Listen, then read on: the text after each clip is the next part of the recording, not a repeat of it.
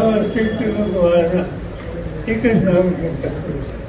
आणि त्या सगळ्या काळामध्ये सरकार करून एक सरकारच्या सह एक संच उभा केला. त्याच्यामध्ये राज्य अवकाशाचा सुद्धा उल्लेख करतात. आणि या काम करणाऱ्या लोकांच्या माध्यमातून ही चळवळ फोफावली. आधी दोन सगळे चळवळीबद्दल मी अस्वस्थ आहे. आणि त्याचं महत्त्वाचं कारण वसंतदादा असतील, तात्यासाहेब कोल्हे असतील, रस्तासाहेब पवार असतील, अशी अनेकांची नावं घेता येतील. त्यांनी खाजगी कारखाने करायचा विचार कधी केला.